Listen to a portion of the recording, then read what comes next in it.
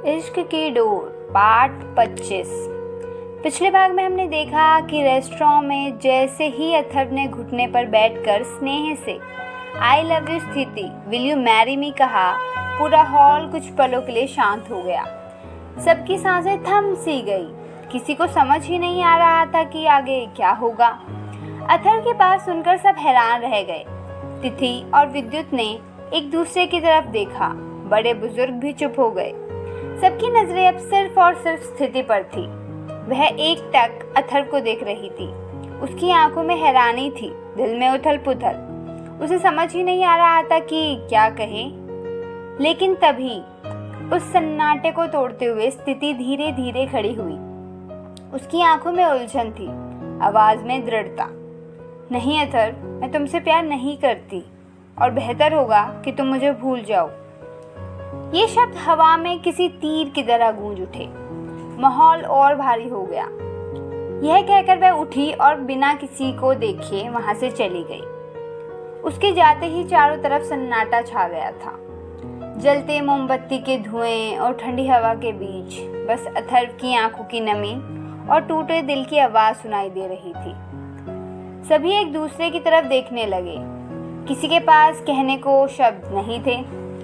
तभी विद्युत ने चुप्पी तोड़ी और धीमी आवाज में बोला, मुझे लगता है हमें अब यहाँ से चलना चाहिए, काफी रात हो चुकी है।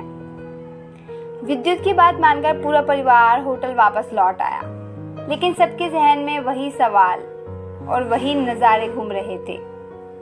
अथर्व बाहर से सबके साथ सामान्य नजर आ रहा था। रेस्टोरेंट से होटल तक उसने बिल्कुल भी टूटने का एहसास नहीं होने दिया। वह सबके साथ वैसे ही मुस्कुराकर बात कर रहा था। लेकिन विद्युत जानता था अथर्व की खामोशी सामान्य नहीं थी। और जब अथर्व अकेले अपने कमरे में पहुंचा तो उसके सब्र का बांध टूट गया। जिस इंसान से वह दिल की गहराइयों से प्यार करता था, उसी ने साफ शब्दों में मना कर दिया। उसकी आंखों में आंसू बरस पड़े।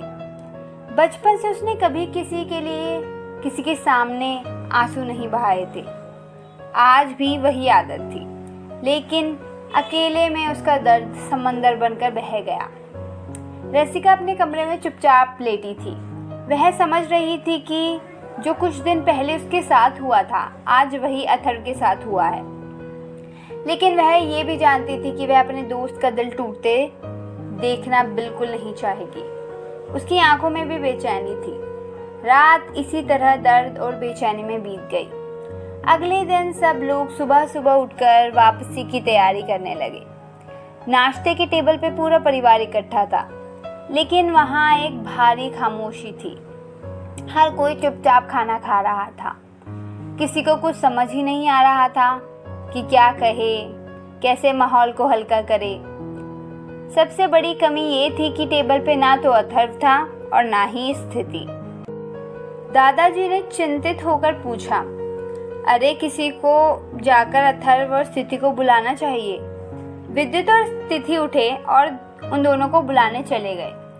कुछ देर बाद विद्युत अथर्व के साथ लौटकर वापस आया, लेकिन जब तिथि अकेली नीचे आई तो सबको हैरानी हुई। दादी ने तुरंत पूछा, तिथि स्थिति को क्यों नहीं लाई? तिथि ने धीमी और टूटी हुई आवाज में कहा, दादी स्थिति तो जा चुकी है, वह रात ही जोधपुर के लिए निकल गई थी। सबके चेहरे पर सन्नाटा और हैरानी छा गई। तिथि ने आगे बताया, उसके कमरे में एक नोट था, उसमें लिखा था, मुझे एक ज़रूरी काम है, इसलिए मैं आज रात ही जोधपुर के लिए निकल रही हूँ। ये सुनते ही अथर्व का दिल फिर से कसक उठा। वह मन ही मन सोचने लगा, ये सब मेरी वजह से हुआ है। अगर मैं उसे प्रपोज ना करता तो वो यहाँ से यूं अचानक ना जाती। पापा ने गहरी सांस लेकर कहा, कम से कम स्थिति को हमें बताकर जाना चाहिए था। वो अभी इतने बड़े खतरे से निकली है, ऐसे अकेले जाना सही नहीं है। सब चुपचाप अपनी अपनी कुर्सी से उठ गए। नाश्ता अधूरा रह गया। सबने अपना सामान समेटा और एयरपोर्ट की तरफ निकल पड़े। एयरपोर्ट में चेक इन के बाद सब फ्लाइट में बैठ गए, लेकिन पूरे सफर में ना कोई कुछ बोला, ना ही किसी के चेहरे पर मुस्कान थी। सबके फोन ऑफ हो चुके थे, लेकिन दिलों में उठता तूफान कोई बंद नहीं कर पा रहा था। लक्षद्वीप से जोधपुर का सफ़र लगभग 6 से 7 घंटे का था। इन घंटों में एक और अथर्व का दिल धीरे धीरे टूटकर बिखर रहा था। उसकी आंखों के सामने बार बार स्थिति का "मैं तुमसे प्यार नहीं करती" गूंज रहा था। वहीं दूसरी ओर जोधपुर की धरती पर एक ऐसा सच्चाई का तूफान उठा था जिसने सब कुछ बदल कर रख दिया था। और इन दोनों दुनिया के टकराव से बेखबर थे अवस्थी और सूर्यवंशी परिवार के लोग। जैसे ही फ्लाइट जोधपुर में लैंड हुई, सब अपने अपने घर की तरफ निकलने लगे। लेकिन तभी विद्युत ने अपना फ़ोन चेक किया। उसकी नज़र स्क्रीन पर पड़ी और वह वहीं ठहर गया। न्यूज़ में स्थिति का नाम छाया हुआ था। ये क्या है? उसके होठ बुदबुदाए। तभी लगभग उसी समय सभी के फ़ोन लगातार बजने लगे। हर मोबाइल पर एक ही न्यूज़ थी, नोटिफिकेशन फ्लैश हो रही थी। सबने एक साथ स्क्रीन देखी और अगले ही पल सबके चेहरे के रंग उड़ गए। एक ही निर्णय लिया कि हम सभी को अभी तुरंत हाई कोर्ट पहुंचना चाहिए। कुछ ही देर में सब हाई कोर्ट के बाहर थे। वहां का नज़ारा देखने लायक था। सैकड़ों लोग इकट्ठा थे। मीडिया के कैमरे हर दिशा में तैनात थे। रिपोर्टर्स माइक लेकर तैयार खड़े थे, इस इंतजार में कि जैसे ही कोई बाहर आए वो दौड़कर तस्वीरें और बयान पकड़ ले। परिवार वालों के दिल की धड़कनें तेज हो चुकी थी। भीड़ देखकर वे समझ गए इस बार का मामला बेहद गंभीर है। हर कोई भीतर ही भीतर घबराया हुआ था। अब स्थिति पर कौन सा नया तूफान आ गया? सबके मन में यही सवाल था। तभी अचानक भीड़ में एक शोर उठा, आ रही है, आ रही है। कैमरे की फ्लैश लाइटें एक साथ चमक उठी और सबकी नज़रें एक ही दिशा में टिक गई। स्थिति सामने से आ रही थी, लेकिन आज वह पहले जैसी नहीं थी। आज वह अपनी टीम के साथ पूरी वर्दी में दृढ़ कदमों से न्याय की नई रोशनी लेकर चली आ रही थी। उसकी आंखों में शक्ति और चेहरे पर आत्मविश्वास था और उसके पीछे बंधे हथकड़ी में वो शख्स चला रहा था जिसके नाम ने पूरा मामले को उल्टा कर रखा दिया था। यह वही आदमी था जो अब तक समाज की नज़रों में एक नेक और भला इंसान समझा जा रहा था, लेकिन असलियत में वही था जिसने देश के भीतर देश को खोखला कर रखा था। यही इंसान था इशिका की मौत के पीछे का जिम्मेदार, और वही जिसने स्थिति के एक्सीडेंट की साजिश रची थी। कैमरों की चमक, भीड़ का शोर और स्थिति की शांत लेकिन निडर चाल, ये सब किसी फिल्मी सीन जैसा लग रहा था। लेकिन परिवार वाले अब तक पूरी सच्चाई से अनजान थे। उनके चेहरे पर सिर्फ चिंता थी और मन में सवाल। भीड़ का शोर, मीडिया का हंगामा और न्याय का तूफान देखकर तिथि ने तुरंत कहा, हमें अभी यहाँ से चलना चाहिए, घर चलना सही रहेगा। बाकी परिवार वाले ने भी उसकी बात मान ली और सब चुपचाप अपने अपने घर की ओर बढ़ गए। लेकिन उनके दिलों में एक ही बेचैनी थी, आखिर स्थिति किस आग में कूद चुकी है और ये खेल कितनी दूर तक जाएगा। घर लौटते ही सभी लोग ड्राइंग रूम में इकट्ठा हो गए। टीवी स्क्रीन पर लाइव इंटरव्यू चल रहा था। स्थिति कैमरा के सामने थी। पत्रकारों की आवाज़ें गूंज रही थी। मैम, आपने इतनी बड़ी हस्ती को कैसे पकड़ा, वो भी तब जब उनका नाम तो अच्छे और नेक लोगों की लिस्ट में आता है। जब आपका एक्सीडेंट हुआ उसके बावजूद भी आपने हार नहीं मानी। ऐसा हौसला कहाँ से लाई? इतने सारे सबूत आपको कैसे मिले? इतना पुराना केस आप कैसे खोल पाई? ये सच बाहर लाना कैसे मुमकिन हुआ? स्थिति ने गहरी सांस लेकर सबकी ओर देखा और कहा, सबसे पहले तो मैं उन सभी लोगों को धन्यवाद करना चाहूँगी जिन्होंने इस केस में अपनी जान की बाजी लगा दी, क्योंकि जिस शख्स को आज सज़ा मिली है वो कोई मामूली इंसान नहीं था, बल्कि एक जाना माना नाम था। सिर्फ एक इंटरनेशनल एनजीओ का मालिक ही नहीं, बल्कि सीएम की नॉमिनेशन में शामिल एक उम्मीदवार।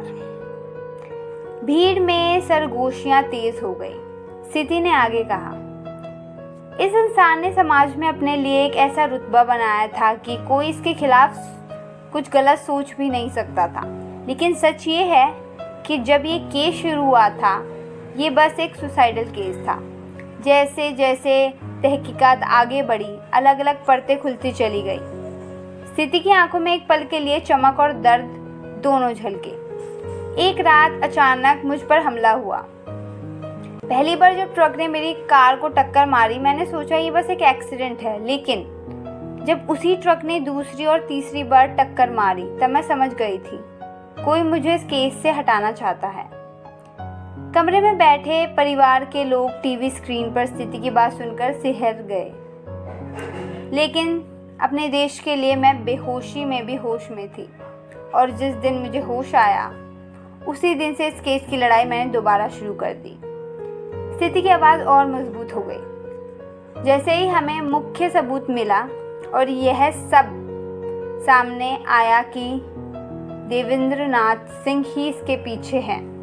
हमने उनके हर पहलुओं को गहराई से जांचना शुरू कर दिया था। दिन रात की मेहनत के बाद आज अदालत में हमने सारे पक्के सबूतों के साथ ये लड़ाई लड़ी और नतीजा ये रहा कि देवेंद्र नाथ सिंह को फांसी की सज़ा सुनाई गई है।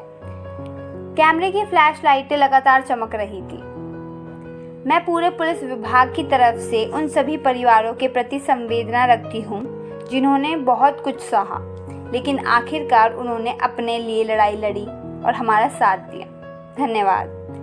इतना कहकर स्थिति ने प्रेस कॉन्फ्रेंस खत्म की और वेदव के साथ घर की ओर निकल गई। गाड़ी जब घर के दरवाजे पर रुकी स्थिति ने देखा पूरा घर अंधेरे में डूबा हुआ था क्योंकि शाम हो चुकी थी। उसने हैरानी से कहा, ऐसा तो पहली बार हुआ है कि घर की सारी लाइटें बंद है। वेदव और स्थिति दोनों तेजी से अंदर भागे। चारों तरफ गहरा अंधेरा था। माँ, पापा, दादू, दादी, कहाँ हैं आप लोग? दोनों घबराकर जोर से पुकारने लगे। अचानक पूरे घर की लाइटें एक साथ जल उठी। तेज रोशनी से उनकी आंखें एक पल के लिए बंद हो गई और तभी उसकी आवाज़ गूंजी, बधाई हो स्थिति। जैसे ही स्थिति ने आंखें खोली उसने सामने एक नज़ारा देखा। अवस्थी और सूर्यवंशी दोनों परिवार सामने खड़े थे। चेहरे पर गर्व, आंखों में खुशी और दिल में बस एक ही जज्बात, अपनी बेटी पर नाज। सब दौड़कर स्थिति को गले लगा लेते हैं। हमें तुम पर गर्व है। ये शब्द उसके कानों में गूंजने लगे। स्थिति के चेहरे पर मुस्कान थी लेकिन आंखों में आंसू बह निकले। आज वो आंसू दर्द के नहीं बल्कि जीत और गर्व के थे। पूरा घर तालियों, हंसी और विजय के गीतों से गूंज रहा था। सभी लोग स्थिति को तालियों और मुस्कुराहट के साथ बधाई दे रहे थे। उसी बीच स्थिति ने शांत लेकिन गहरी आवाज में कहा, इस तारीफ की हकदार सिर्फ मैं नहीं हूँ। इसमें वेदव भैया, विद्युत जीजू और शिवांश भी मेरे साथ थे। उसके ये शब्द सुनकर हर इंसान के चेहरे पर हैरानी आ गई। सबकी नजरें अचानक वेदव, विद्युत और शिवांश की तरफ घूम गई। माहौल एक पल के लिए शांत हो गया। तभी स्थिति ने सबको बैठने का इशारा किया। सभी हॉल में जगह ले लेते हैं और उसकी निगाहें सिर्फ उसी पर टिक जाती हैं। स्थिति जैसे ही बात शुरू करने वाली थी कि पीछे से अचानक अथर्व हाथ में फूल का बड़ा सा बुके लिए अंदर आया। उसने अपने चेहरे के जज्बात मुस्कान से छुपा लिए।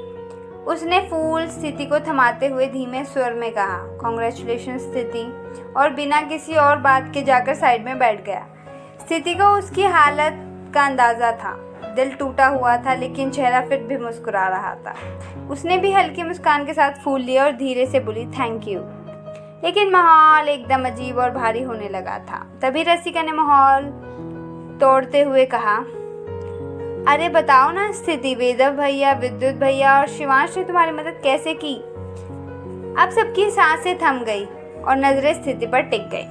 स्थिति धीरे धीरे सच खोलते हुए बोली, जब मैंने इशिका का केस खोला तब मेरे हाथ में कोई सबूत नहीं था। तभी अने ने मुझे एक क्लू दिया, एक लेटर का, पर उसे भी नहीं पता था कि वो लेटर कहाँ है। उसी रात मैंने सोचा था कि अपनी टीम के साथ उस लेटर पर चर्चा करूँगी, लेकिन इससे पहले कि मैं कुछ कर पाती मेरा एक्सीडेंट हो गया। उसकी आंखें चौड़ी हो गई थी।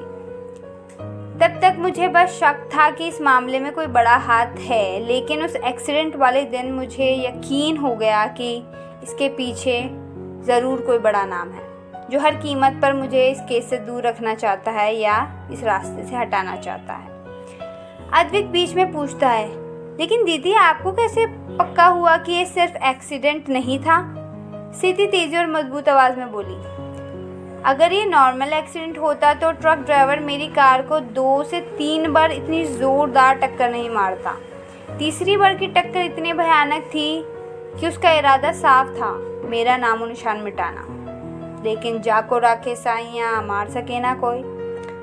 किस्मत ने मुझे बचा लिया। उसके बाद क्या हुआ मुझे कुछ याद नहीं, और जब मेरी आंखें खुली तब तक 20 दिन बीत चुके थे। तिथि बीच में रोकते हुए बोली, 20 नहीं 30 दिन स्थिति। तभी पीछे से विद्युत की गहरी आवाज़ गूंजी, नहीं तिथि, स्थिति सही कह रही है, 20 दिन। सब लोग हैरान रह गए। शिवांश आगे बढ़ा और बोला, हाँ 20 दिन। 20 दिन में ही स्थिति को होश आ गया था, लेकिन ये उसी का प्लान था कि किसी को भनक ना लगे। अगर दुनिया को पता चलता कि स्थिति होश में है तो शायद वो एविडेंस हमें कभी नहीं मिलते। उसके कोमा की न्यूज़ ही हमारे लिए सबसे बड़ा कवर बनी, और इसी चुप्पी ने हमें सच तक पहुंचाया। तिथि गुस्से और दर्द में बोली, सीरियसली? लेकिन कम से कम मुझे तो बता सकते थे। हर रोज हम तुम्हारे होश में आने की दुआ करते थे, हर दिन हमारे लिए नर्क जैसा था। वेदव धीमी लेकिन सख्त आवाज में बोला, अगर तुम सबको पता चल जाता तो शायद तुम्हारे चेहरे पर ये सच्चे जज्बात ना होते। सच छुपाना जरूरी था। विद्युत साफ लहजे में बोला, इस मामले में मैं इसलिए शामिल हुआ क्योंकि मैं डॉक्टर था। वेदव और शिवांश उस वक्त स्थिति के साथ थे जब उसे पहली बार होश आया। उसने हमसे खुद रिक्वेस्ट की कि इस राज को किसी भी हालत में बाहर ना निकाला जाए। स्थिति ने धीरे से तिथि का हाथ पकड़ा और नम आंखों से बोली, आई नो दी, आप सब मुझसे बहुत प्यार करते हो। आपके हर शब्द, हर दुआ मैं सुनती थी और महसूस करती थी, लेकिन मैंने आपको बहुत दर्द दिया। प्लीज़ मुझे माफ़ कर दीजिए। दादी गंभीर लेकिन नर्म स्वर में बोली, अगर कोई झूठ नेक काम के लिए बोला जाए तो उसे माफ़ कर दिया जाता है। चाचू तेज आवाज़ में सवाल लागते हुए बोले, लेकिन स्थिति, अगर तू होश में थी तो फिर 10 दिन बाद कोमा से उठकर फिर लक्षद्वीप की ट्रिप, ये सब क्या था? स्थिति तेजी से सबको देखती हुई बोली, 10 दिन में हमें सारे सबूत मिल चुके थे, लेकिन हमें ये जानना था कि इस खेल में और कौन कौन शामिल है। ये तभी संभव हो पाता जब सबको लगता कि मैं कोमा से बाहर हो गई, तभी तो वो लोग फिर से एक्टिव होते। हमारा प्लान बिल्कुल सही दिशा में जा रहा था, लेकिन तभी वो अचानक रुकती है। उसकी आंखों में सस्पेंस झलकता है। कमरे में एकदम सन्नाटा छा गया। सभी की आंखें स्थिति पर थी। तभी एक गहरी आवाज़ लेकर स्थिति बोली, दरअसल हमें एक लीड मिली थी कि कुछ अहम जानकारी हमें लक्षद्वीप से मिल सकती है। यहीं से मेरे दिमाग में प्लान आया कि हम घूमने का बहाना बनाते हैं ताकि किसी को शक भी ना हो और हमें भी इन्वेस्टिगेशन का मौका मिल जाए। सब लोग चौंकते हुए एक दूसरे को देखते हैं। इससे पहले कि मैं ट्रिप का प्लान सबको बताती, अथर्व ने अचानक घूमने का आइडिया दे दिया। इसी पल मैंने ठान लिया कि यही सही वक्त है। मैंने लक्षद्वीप का प्लान फाइनल कर दिया। मेरे पास पहले से सारी लीड्स थी कि कहाँ और किस तरह हमें जानकारी मिल सकती है। जब अथर्व ने होटल बुकिंग की तो शिवांश ने उसे कुछ सजेशंस दिए ताकि हमें सही जगह मिले। स्थिति की आवाज़ अब धीमी लेकिन रहस्यमय हो जाती है। जब हम लक्षद्वीप पहुँचे तो हर रात मैं और शिवांश होटल से बाहर निकलकर वो जानकारी लेने जाते, लेकिन एक दिन सुबह सुबह मैं अकेली ही निकल गई थी। उस दिन अथर्व ने पूरा होटल छान मारा। मुझे ढूंढते ढूंढते पागल हो गया था। तभी शिवांश का कॉल आया और मैं जल्दी होटल के बाहर गार्ड से बात करने लगी। वो दिन बेहद रिस्क भरा था, लेकिन उसी दिन हमें वो क्लू मिला जो सब बदलने वाला था। सबकी सांसें थम सी गई थी। स्थिति आगे बोलती है, लक्षद्वीप की ट्रिप दरअसल हमारे पूरे मिशन का हिस्सा थी। कल रात ही मैंने वहाँ से सारे ज़रूरी सबूत अपने पास सुरक्षित कर लिए थे और आज सुबह वो एविडेंस हाई कोर्ट में सबमिट करने थे। इसलिए ही मैं रात को चुपचाप वहाँ से निकल आई और जोधपुर में वेदव भैया मेरी टीम के साथ रहकर बाकी एविडेंस इकट्ठा कर रहे थे। थी कांपती आवाज़ में आंखों में सवाल लिए बोली, लेकिन स्थिति, इशिका के साथ आखिर क्या हुआ था? हॉल एकदम गूंजते सन्नाटे में डूब गया। सबकी नजरें स्थिति पर थी। माहौल में डर और बेचैनी फैल चुकी थी। स्थिति की आंखें भर आती हैं। उसके चेहरे पर दर्द और गुस्सा दोनों झलक रहे थे। वो बोलती है, इशिका देवेंद्र नाथ सिंह के चलाए हुए बड़े एनजीओ में काम करती थी। बाहर से वह सबके लिए एक अग्रण्य समाज सेवी चेहरा था, पर इशिका ने वहाँ के अंदर की सच्चाई देख ली थी। शुरुआत छोटी छोटी बातों से हुई। फंडिंग के अजीब ट्रांजैक्शंस, कुछ नामों का बार बार आने जाने वाला रिकॉर्ड, कुछ युवतियों की रिपोर्ट जो किसी को दिखाई तक नहीं दी गई। धीरे धीरे जो तस्वीर उभर कर आई वह सर्द हवा की तरह खौफनाक थी। बलात्कार के छिपे मामलों का पैटर्न, ड्रग्स की सप्लाई, जबरन वसूली और काले धन का सफ़ेद करना। और सबसे खतरनाक बात, इस सभी कड़ियों का एक तार आतंकवादी संगठन से जुड़ा हुआ था। इशिका के पास सबूत बनते गए। कुछ ईमेल, फोटोज, एकदम छोटे छोटे नोट्स जो उसने छुपा कर रखे थे। हर नई खोज के साथ उसका दिल भारी होता गया। उसने उस लेटर में लिखा कि मैं नहीं जानती ये सच किसे बताऊं। पूरा सिस्टम देवेंद्र नाथ को एक नेक आदमी मानता है। उसकी आवाज़ टूटी थी, वह चुप हो जाती थी।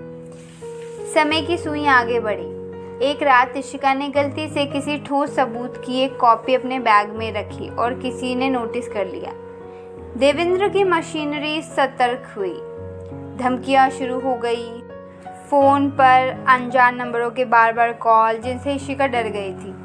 उसने कई बार पुलिस की शरण लेने की सोची, पर वह जानती थी कि केस पर जो हाथ सवार है वो बहुत ऊंचे दर्जे के हैं और समाज की आंखों में देवेंद्र की प्रतिष्ठा ऐसी थी कि किसी की भी आवाज़ दबाई जा सकती है। फिर एक रात ऐसा हादसा हुआ जिसने सब कुछ बदल दिया।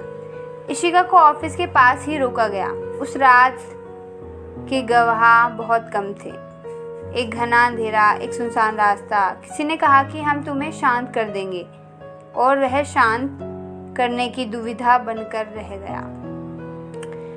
इशिका ने जी जान से विरोध किया। उसकी चीखें गली में गूंजी गई, पर जवाब में केवल सन्नाटा था। और अचानक उसका शरीर किसी के हाथों के नीचे दब गया। उसकी दोस्त होकर भी मैं कुछ नहीं कर पाई उसके लिए। कुछ लोगों ने कहा कि उसे उस जगह से धक्का दिया गया जहां से गिरने पर कुछ कहते हैं कि उसे धक्का दिए जाने से पहले बेहद बुरी तरह मारा पीटा गया। जिस रात की हवाएं गवाह थी, उसी रात इशिका की ज़िंदगी बुझा दी गई। अगली ही सुबह मामला आत्महत्या की तरह पेश करवा दिया गया, पर सच्चाई कुछ और थी। देवेंद्र और उसके साथियों ने फौरन इस केस को बंद करवा दिया गया। मीडिया को चुप करा दिया गया। हॉस्पिटल के सारे दस्तावेजों को चेंज करवा दिया गया। इशिका के माता पिता को, जो बुरी तरह सदमे में थे, उन्हें आग लगाकर मार दिया गया और पूरा घर भी जला दिया गया। अब कोई सीधा रास्ता नहीं था, ना कोई गवाह, और मामला पूरी तरह दब चुका था। पर इशिका का सच मिटा नहीं। उसने कहीं ना कहीं निशान छोड़े थे। कुछ मोबाइल मैसेज, कुछ फ़ोटो, एक जेन्युइन लेटर, ये सब छुपे हुए थे। सालों बाद जब मैंने इस केस को तहखाने की ठानी, तब इन्हीं दरारों से रोशनी आई। इशिका की छोटी छोटी फाइलें और गवाही उन लोगों की चुप्पी को खंगाल कर सामने लाई। वेदव, भैया शिवांश, विद्युत जीजू और कुछ दिमागमंद साथियों ने रात दिन एक कर इस जाल को समझा, और जैसे जैसे पर्दे खुली, सामने आई एक भयानक सच्चाई। देवेंद्र का एनजीओ केवल नाम मात्र का नहीं, एक नेटवर्क था। पैसे, रेप, ड्रग्स, टेररिस्ट। लेकिन कहानी यहीं ख़त्म नहीं हुई। हर खुलासे के साथ खतरे बढ़ते गए, पर इशिका के नाम की सच्चाई अब दबने वाली नहीं थी। अदालतों में गिरगिट की तरह रंग बदलने वाले लोग पकड़े गए। कुछ लोहे की जंजीरों में बंध गए, कुछ भाग खड़े हुए, पर उनका चेहरा फिर भी जनता के सामने आ चुका था। कुछ को फांसी की सज़ा हुई। इशिका की मौत जितनी निर्मम थी उतनी ही उसकी आवाज़ बाद में ज़िंदा रही। उन एविडेंस में, उन दस्तावेज़ों में और उन लोगों की आंखों में जिन्होंने सच की कीमत चुकाई, और मैंने जिसने अपने दोस्त की हंसी, उसकी आवाज़ दोनों लौटाने की ठानी। वह जानती थी कि सच्चाई कभी ना कभी पूर्ण रूप से सामने ज़रूर आएगी, क्योंकि सच्चाई शांत नहीं होती, वह बस सही वक्त का इंतज़ार करती है। सच्चाई को दबाया जा सकता है लेकिन मिटाया नहीं। इशिका की दर्द भरी कहानी सुनते सुनते सबकी आंखें भर आई। माहौल ऐसा था जैसे कमरे की हवा में करुणा और संवेदना घुल गई हो। लेकिन उसी पल सभी के दिलों में गर्व भी था, क्योंकि स्थिति, वेदव, शिवांश और विद्युत ने मिलकर ना जाने कितने लोगों को न्याय दिलाया था। यह सोच सबके चेहरे पर आंसुओं के साथ एक संतोष की झलक भी ले आई थी। धीरे धीरे समय ने विदाई का इशारा किया। सूर्यवंशी परिवार ने सबके सामने हाथ जोड़कर अलविदा कहा। सब एक दूसरे से गले मिले, कभी आंसू, कभी मुस्कान और कभी खामोशी में चुपचाप अपनापन। उस पर हर दिल भारी था, जैसे कोई रिश्ता अधूरा सा रह गया हो। यही समय था जब अथर्व चुपचाप स्थिति के पास आया। उसकी आंखों में बेचैनी थी, अधूरी तड़प थी और एक सवाल जो अब और दब नहीं सकता था। धीरे से टूटी आवाज में उसने कहा, क्या तुम सच में मुझसे प्यार नहीं करती स्थिति? स्थिति की सांसें तेज हो गई। उसने होठ खोले मगर शब्द गले से निकल ही नहीं पाए। जवाब उसके पास था पर कह नहीं पाए। उसकी आंखें बस अथर्व की आंखों से टकरा गई, जिनमें दर्द, मोहब्बत और अनकही उम्मीदें भरी हुई थी। कुछ पल दोनों की नजरें एक दूसरे में कैद रही, मानो समय ठहर गया हो। लेकिन स्थिति फिर भी चुप रही। उसकी खामोशी ही सबसे बड़ा उत्तर बन गई। अगले ही पल सब वहां से निकल पड़े। दरवाजे पर खामोशी पसर रही थी और अथर्व की आंखों में वही अधूरा सवाल तैर रहा था। आगे क्या होगा जानने के लिए हमारे साथ बने रहिए।